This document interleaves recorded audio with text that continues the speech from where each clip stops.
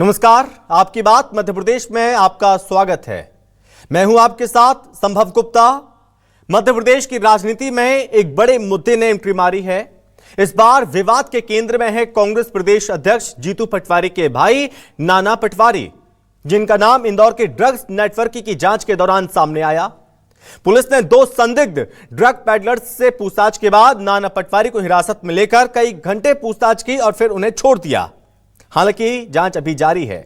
Police ने जरूरत पड़ने पर दोबारा पूछताछ की संभावना भी जताई। मध्य प्रदेश की राजनीति में आज सबसे बड़ा सवाल सिर्फ ड्रग्स जांच का नहीं बल्कि राजनीतिक नैरेटिव का भी है।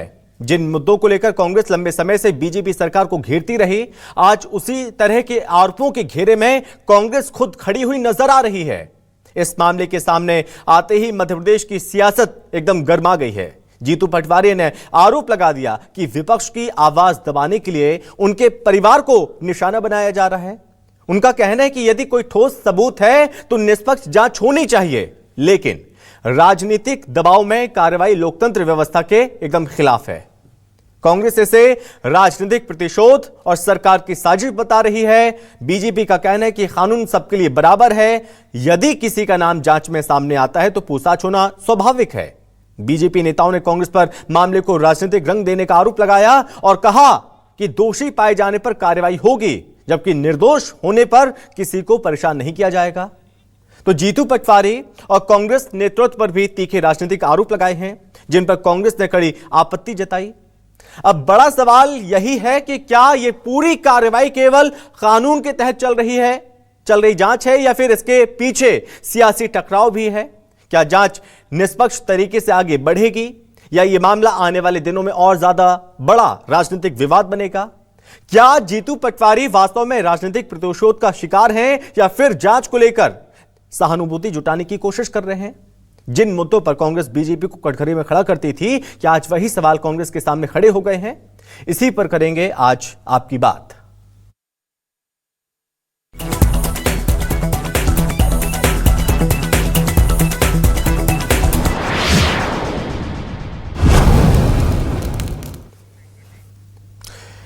तो नाना पटवारी को हिरासत में लिया गया था। जीतू पटवारी के भाई हैं नाना पटवारी। हालांकि लंबी पूछताछ के बाद उन्हें छोड़ दिया गया। जैसे ही उन्हें छोड़ा उसके बाद वो मीडिया के सामने आए, नाना पटवारी और जीतू पटवारी, और नाना पटवारी ने आरोप भी लगा दिए हैं, सफाई भी दी है। उन्होंने क्या कुछ कहा आप वो सुनिए।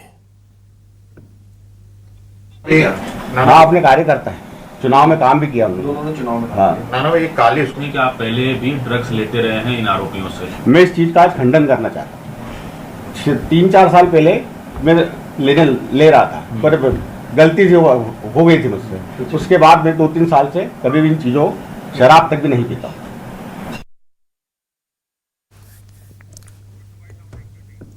तो उन्होंने साफ तौर पर ये सफाई थी। उन्होंने कहा कि 3 साल पहले तक वो ये सब करते थे, लेकिन अब ये सब कुछ नहीं करते, यहां तक कि वो शराब भी नहीं पीते। लेकिन ये मामले लगातार सियासी तूल भी पकड़ रहा है। इस मामले पर आरोप प्रत्यारोप भी लगाए जा रहे हैं। और किस तरह से कांग्रेस ने हमला बोला, बीजेपी ने पलटवार किया, क्या कहना है कांग्रेस और बीजेपी का, आप वो भी सुनिए। किसी भी प्रकार का कहीं दूर दूर तक लेना देना कल के केस से मेरे छोटे भाई का नहीं था। ये आज एक दिन की घटना नहीं हुई। 15 तारीख के दिन मुझे एक नोटिस दिया है कि आपको पेश होना है। किस दिन? जब मेरी साइकिल यात्रा में साइकिल पे रहूँगा भोपाल, साइकिलाथॉन। ये पहले दिन रिवेंज नहीं ले रही है सरकार। अगर नशा है तो फिर दोषी तो बीजेपी है, यही सरकार है। अगर हर तरह का नशा बिक रहा है तो क्या मेरा शासन था? क्यों नहीं रोका? और फिर नशा है, एक मिनट तो फिर कार्रवाई मेरे भाई पे असली होती, झूठी नहीं होती, तो फिर उसको क्यों ले जाते हैं, क्यों छोड़ देते हैं? देखिए, आपराधिक प्रवृत्ति का कोई व्यक्ति होता है तो उसका पहले से रिकॉर्ड होता है। नाना पटवारी जीतू पटवारी जी के भाई हैं, कोई आपराधिक प्रवृत्ति का रिकॉर्ड नहीं है। इससे पहले कहीं कोई इस तरह की वारदात की सूचना नहीं है। पुलिस क्या पहले सो रही थी? तो उसको दबाने के लिए, आवाज दबाने के लिए तमाम चीजें की जा रही है।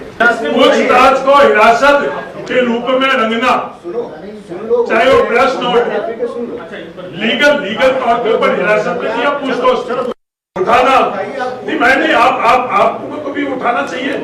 कि हिरासत नहीं अब पूछताछ थी।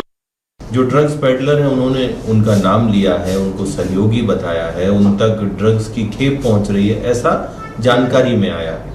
और उसके बाद कई महिलाओं के भी विषय नाना पटवारी पर है। तो एक अपराध को राजनीतिक रंग देने की कोशिश क्यों कर रहे हैं कांग्रेस के अध्यक्ष? कांग्रेस के नेताओं के रिश्तेदार अगर अपराध करेंगे, ड्रग माफिया के साथ गठजोड़ रखेंगे तो उनके ऊपर भी सामान्य अपराधियों की तरह ही कार्रवाई होगी। कांग्रेस पार्टी को विचार करना चाहिए कि ऐसे आपराधिक प्रवृत्ति के नेताओं को क्यों प्रदेश में बड़ी जिम्मेदारियां दे रखी हैं और उनके परिवार के लोग क्यों इस तरह की आपराधिक घटनाओं को अंजाम दे रहे हैं। क्योंकि शाम को जब उनका भाई छूट के घर पहुंच गए तो उनको भी समझ में आ गया होगा कि सरकार निष्पक्षता से काम करती है और मुख्यमंत्री जी किसी से द्वेष रख के काम नहीं करते हैं। रहा सवाल जो जीतू पटवारी के भाई ने स्वयं स्वीकार किया है कि वो ड्रग्स लेते थे, मेरी तो ये भी मांग है कि जीतू पटवारी की ड्रग्स स्क्रीनिंग होना चाहिए, क्योंकि जिस तरह के वो आरोप लगाते हैं मुझे लगता है वो भी ड्रग्स लेते हैं।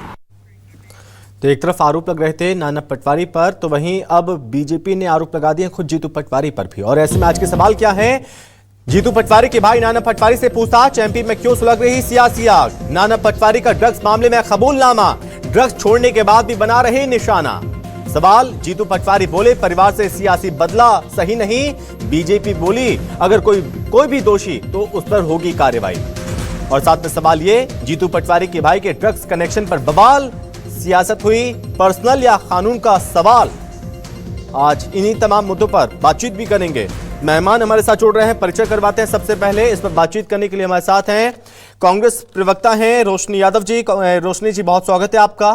बीजेपी से प्रवक्ता हैं सागर कसेरा जी। सागर जी, बहुत स्वागत है आपका। और साथ ही वरिष्ठ पत्रकार हैं योगीराज योगेश जी। तो योगीराज योगेश जी, बहुत स्वागत है सर आपका भी। सबसे पहले रोशनी जी, मैं आपके पास आ रहा हूं। जिन मामलों को लेकर कांग्रेस हमेशा बीजेपी से नैतिकता की मांग किया करती थी, और अब जब लगातार जीतू पटवारी या कांग्रेस इन तमाम मुद्दों को लेकर बीजेपी को घेर रही थी, तो अब ऐसे में कांग्रेस की नैतिकता कहां चली गई? संभव जी, नमस्कार। देखिए, कांग्रेस आज भी नैतिकता और पूरी जो हमारी न्यायिक जांच है उसके साथ, हमारे अध्यक्ष जीतू पटवारी जी ने भी इस बात को कहा है कि भाई कार्रवाई है, अगर कोई गलत है तो आप उस पर कार्रवाई करिए। लेकिन आप उनकी शालीनता देखिए कि नाना पटवारी जी, कोई व्यक्ति जब दोषी होता है तो वो अपने पक्ष को छुपाता है। उन्होंने मीडिया के सामने पूरी ईमानदारी से इस बात को रखा कि हाँ, मैं 3-4 साल पहले मैंने ये गलती करी है, उसमें मैंने सुधार किया है, मैंने शराब को भी त्यागा है। और उसको मोहरा बना करके बीजेपी इसको उछालने की बात कर रही। बीजेपी वाली और ये सरकार सत्ता तब मूक दर्शक बन के क्यों बैठी थी जब 1800 करोड़ का यहीं पे ड्रग्स पकड़ा गया, फैक्ट्रियां पकड़ी गई, तब इनके नाक के नीचे ये सब कुंभकर्ण नींद में सो रहे थे क्या? 92 करोड़ का यहाँ पे एमडी ड्रग्स पकड़ा गया। कितनी फैक्ट्रियां गुजरात में सीधी मध्य प्रदेश से शराब सप्लाई होती है, उस पर आज तक ये नाकाबंदी नहीं कर पाए। जब अध्यक्ष जी ने मुख्यमंत्री जी के लैंड का मामला उठाया, जमीन का मामला उठाया, सिंहस्थ में अगर मुख्यमंत्री जी न्यायिक जांच मांगते हैं तो क्यों नहीं इन मुद्दों पर वो न्यायिक जांच के लिए सामने आते? क्यों नहीं अपना स्पष्टीकरण देते हैं? अन्य इनके मंत्री और तमाम लोग देते हैं, लेकिन हमारे अध्यक्ष जी दमदार हैं और कांग्रेस हमेशा निष्पक्ष होकर नैतिकता पे चलते हुए अपने बयानों को स्पष्ट करती है। जब जब जीतू पटवारी जी पे उन्होंने पूरी दमदारी से भ्रष्टाचार को उखाड़ा है, बात रखी है, तब तब उन पे आरोप लगाए गए, चाहे वो वेयर हाउस का मामला हो, चाहे उनके भाई को आरोपी बनाने का मामला हो। और मैं तो कहती हूँ, ये नशे की बात कर रहे हैं तो ये इनको नशा मुक्ति पर वो कोई बात नहीं कर रही। इन्हीं की बड़ी नेता उमा भारती जी दर दर भटकती रही, पत्थर मारती रही दुकानों पर। कभी सरकार की नींद खुली कि मुझे इस पर बैन कैसे लगाना चाहिए? और इस बात का पहले मुझे जवाब दे दे भाजपा के प्रवक्ता कि जो 1800 करोड़ और लगातार फैक्ट्रियों पे छापे पड़े, इनकी नाक के नीचे कितनी फैक्ट्रियां पकड़ी गई? मुख्यमंत्री जी और पूरी सरकार सत्ता सो रही थी। आज एक व्यक्ति को आप पकड़ के ले जाते हैं, उस पर कोई एफआईआर नहीं होती, आप गाड़ी में घुमाते हैं, टहलाते हैं, मुद्दे से भटकाते हैं, राजनीतिक प्रतिशोध के लिए, आप मीडिया में चर्चा के लिए, ताकि मुख्यमंत्री जी से फोकस हट जाए सबका, उनसे सवाल करना लोग बंद कर दें। पैडलर्स ने नाम बताए हैं नाना पटवारी का, तो अब आपके हिसाब से, कांग्रेस के हिसाब से जांच होगी? पुलिस को कांग्रेस के हिसाब से जांच करनी होगी कि जांच ये कैसे होनी चाहिए, आप बताएंगे उन्हें? देखिए संभव जी, हम ये नहीं बताएंगे, ये तो बिल्कुल पुलिस प्रशासन बनाएगा, लेकिन आज तक की अगर हम पीछे का अगर रिकॉर्ड देखते हैं कि जब जब न्यायिक कार्रवाई होनी होती है और जब जब बीजेपी भ्रष्टाचार में इनको आईना दिखाया जाता है, तब तब ये कोई इस तरीके की बात निकाल कर लाते हैं। और ये तो सीधी सी बात है संभव जी कि अध्यक्ष जी ने और नाना पाटेकर ने खुद प्रेस के सामने आकर बोला है कि अगर दोषी हैं आप कार्रवाई करिए, तो दूध का दूध पानी का पानी हो जाएगा। हमें इसमें कोई जब नाना पटवारी ने इस बात को साफ कहा, इस बात को उन्होंने साफ कहा कि 3 साल पहले तक वो ये सब काम करते रहे लेकिन अब नहीं करते, हम कैसे उन पर भरोसा करें कि वो ये काम नहीं करते? अब जब पैडलर्स ने उनके नाम बताए, हम उन पर भरोसा क्यों ना करें? हम पुलिस की जांच पर भरोसा क्यों ना करें? हम भरोसा नाना पटवारी की बात पर ही क्यों करें? देखिए, हम आपसे ये नहीं कह रहे कि नाना पटवारी की बात पे, मैं सिर्फ सच्चाई और स्पष्टता की बात कह रही हूं कि अगर किसी व्यक्ति के मन में चोर होता है ना, तो वो छुपने का काम करता है, सामने आने का काम नहीं करता है। और हम तो पहले से ये बात कह रहे हैं कि भाई जो भी पुलिस जांच करे और जो भी साक्ष्य सामने आएंगे उसको दंडित किया जाएगा। हम तो सरकार के बिल्कुल साथ हैं कि अगर वो इस तरीके से जो है नशा मुक्त प्रदेश बनाना चाह रहे हैं, तो बिल्कुल हम हमारे देश के भविष्य के, मध्य प्रदेश के युवाओं के साथ हैं। लेकिन भाजपा इस बात की चिंता कर ली कि आज जो युवा बेरोजगारी में नाम सामने आने के बाद हिरासत में ही तो लिया, पूछताछ ही तो हुई, उसके बाद छोड़ भी तो दिया। यह भी कहा गया कि जांच में सहयोग करेंगे, आप बाहर नहीं जाएंगे, जरूरत पड़ने पर बुलाया जाएगा। गिरफ्तारी तो नहीं हुई कि सीधे गिरफ्तारी कर लिया जाए? देखिए, वैसे तो कोई एफआईआर का वारंट कुछ नहीं था, ठीक है, उन्होंने नाम लिया, उसके साथ अध्यक्ष जी के भाई ने सहयोग दिया। अगर उनके मन में कोई चोर होता ना, तो आपको भी पता है कि कोई सहयोग नहीं देता। वो सहयोग के साथ गए, बातचीत हुई, उन्होंने आकर छोड़ दिया, आगे भी कार्रवाई होगी। पर मुझे नहीं पता कि इसको बवंडर बनाने की क्या जरूरत है। ये सहयोग वाली बात जब ये भी तो हमने देखा कस्टडी में जब लेकर जा रहे थे, तो किस तरह का रवैया था उनका? नहीं, रवैया गलत था उस टाइम पे उनका। जी संभव जी, देखिए, हर कोई सबूत मांगता है। अगर मुंह उठा के कोई भी नाम ले देगा, आज क्या टाइम्स ऑफ इंडिया ने मुख्यमंत्री जी पर जमीन के आरोप नहीं लगाए क्या संभव जी? क्या उन पर कोई कार्रवाई हुई? उन पर कोई न्यायिक जांच हुई? उनसे कोई पूछताछ की गई? क्या उन पर आरोप नहीं लगे हैं? अब सागर जी से जान लेते हैं, बीजेपी प्रवक्ता है। ये तो दोहरी राजनीति है। सागर जी, नहीं वो भी सुनेंगे आपको। सागर जी सवाल सुन लीजिए। बीच में चिल्लाएंगे। सागर जी संभव जी, स्वागत है आपका। आपके दामन पर कीचड़ लगातार उछाल रहे थे, लेकिन गंभीर आरोप भी लगा रहे थे। आखिर ऐसा क्या हुआ कि आप उनके परिवार को निशाना बनाने लगे? संभव जी, किसी के परिवार को निशाना बनाने का यह प्रयास नहीं है, लेकिन उन सबसे पहले मैं अभी हमारे बीच में कांग्रेस की नेत्री रोशनी जी उपस्थित हैं, रोशनी जी के ध्यान में लाना चाहता हूं। आप जिन नाना पटवारी जी को संत बनाने का प्रयास कर रही हैं, गलती से आपने उन्हें नाना पाटेकर एक बार बोल दिया था, ध्यान रखिएगा कहीं जीतू जी आप पर कार्रवाई ना कर लें। दूसरा, जो घोषित अपराधी नाना पटवारी जी कई अपराध में संलिप्तता जिनकी रही, ड्रग्स पेडलर से कनेक्शन रहे, कई युवाओं को ड्रग्स के जाल में उलझाकर लत लगवा चुके रहे, भविष्य खराब करने का जिन पर रिकॉर्ड है। जीतू पटवारी के भय से कोई उन पर आवाज नहीं उठाता था। जीतू पटवारी जी ने ऐसे असुरी प्रवृत्ति के भाई को खुला संरक्षण, खुली छूट दे रखी है, जिन्हें रोशनी जी संत बनाने का प्रयास कर रही हैं। तो एक तरफ एक भाई बहनों को शराबी कहता है, दूसरा भाई ड्रग्स देता है, और तीसरा जमीन पर कब्जा करता है, और पूर्व में जमीन के कब्जों पर एफआईआर उन पर दर्ज हो चुकी है। सब रिकॉर्ड है, रिकॉर्ड में साथ लेकर आया हूं। अभी आपकी बाइट नंबर 2 के अंदर एक सज्जन बता रहे थे कांग्रेस के कि ये तो बिल्कुल निर्दोष है, इन पर कोई मुकदमा नहीं है।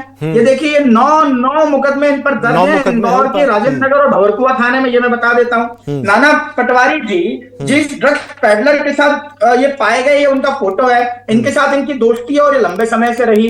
नाना पटवारी जी ने स्पष्ट रूप से आपकी अभी बाइट नंबर 1 में कहा कि मैं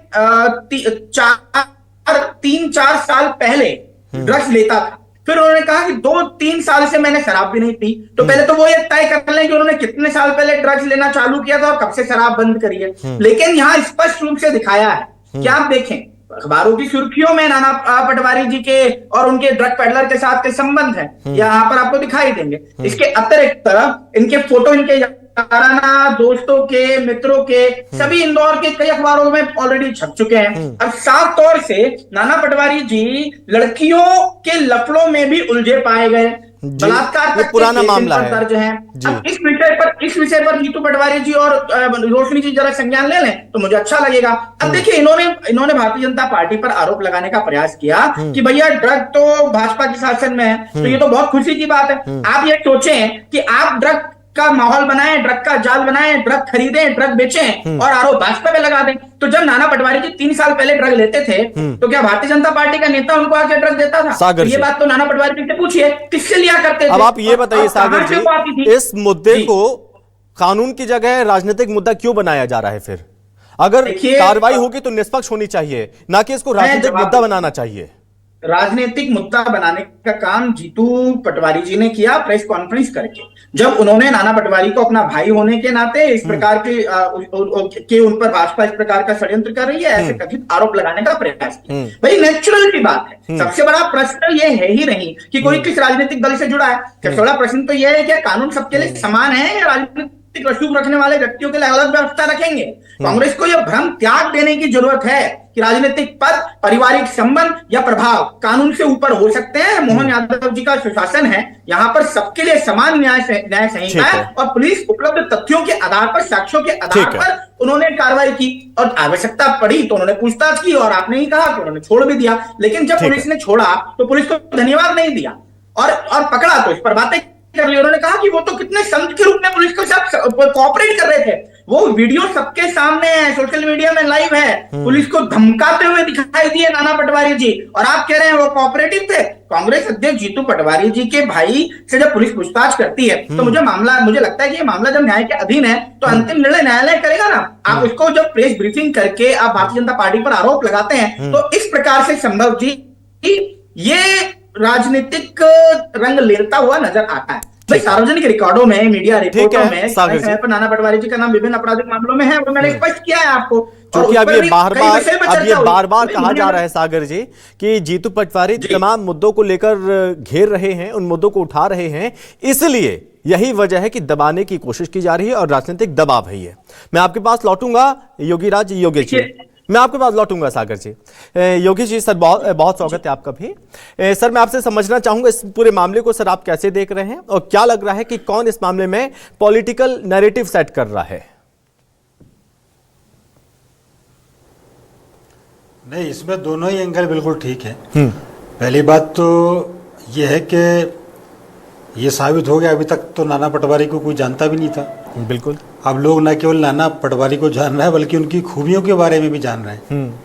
और दूसरा ये है कि ये पॉलिटिकल इश्यूज तो है और राजनीति में टाइमिंग का बड़ा खेल होता है। आप देखिए पिछले कुछ समय से मध्य प्रदेश की राजनीति बिल्कुल उबाल मार रही है और दोनों ही दलों में उबाल मार रही है। बड़ी इंटरेस्टिंग जबरदस्त भिड़ंत चल रही है दोनों दलों में। बिल्कुल।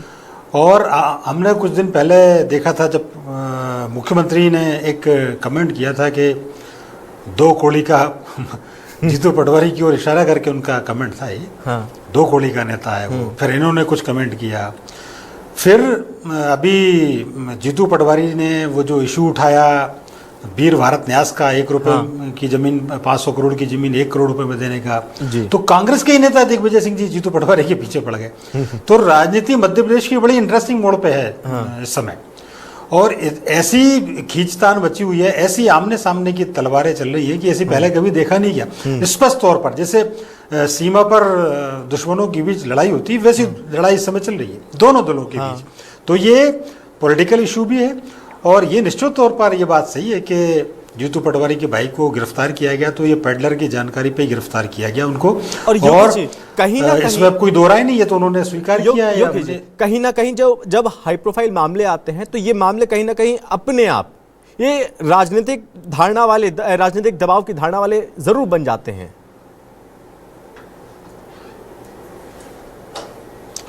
मैंने पहले ही सेंटेंस में ये कहा, ये निश्चित तौर पर डेफिनेटली ये उसी की ओर ये पूरा मामला जा रहा है कि कैसे अपने दुश्मन को ठिकाने लगाने के लिए हर हथकंडे अपनाए जाते हैं। तो ये पॉलिटिकल इशू भी है। और ये बात सही है, मैंने पहले ही कहा है आपसे कि राजनीति में टाइमिंग का बड़ा खेल होता है। ऐसा नहीं कि सरकार को इनके बारे में जानकारी नहीं होगी। इंदौर का एक चर्चित ये जानते हैं, सागर कसेरा जी जानते होंगे, खुशी गुलियानी आत्महत्या केस था, उन्होंने अपने फ्लैट में आत्महत्या की थी, उसमें भी इनका नाम आया था। 9-10 केस के बारे में आप खुद बता रहे हैं। तो ऐसा नहीं कि मध्य प्रदेश की सरकार को या पुलिस को इनके बारे में जानकारी नहीं है, लेकिन चूंकि अभी मामले पॉलिटिकल हाइप पे चल रहे हैं सारे के सारे, अब इस मामले में चलिए जांच में सामने आए वो अलग बात है, लेकिन आपने गिरफ्तार करके छोड़ के ये एक राजनीतिक हलचल पैदा कर दी, एक उस मामले को नए सिरे से उठा दिया और उन्होंने एक्सेप्ट कर लिया कि हाँ मैं 3 साल पहले तो लेता था। तो मतलब कहीं ना कहीं आग लगी है तभी तो धुआं उठ रहा है। सही बात है। और जब ये चीज निकलकर सामने आ रही कि पैडलर से संबंध है, कुछ ना कुछ क्लू जरूर मिला होगा, तभी तो पुलिस पहुंची, उन्हें हिरासत में लिया।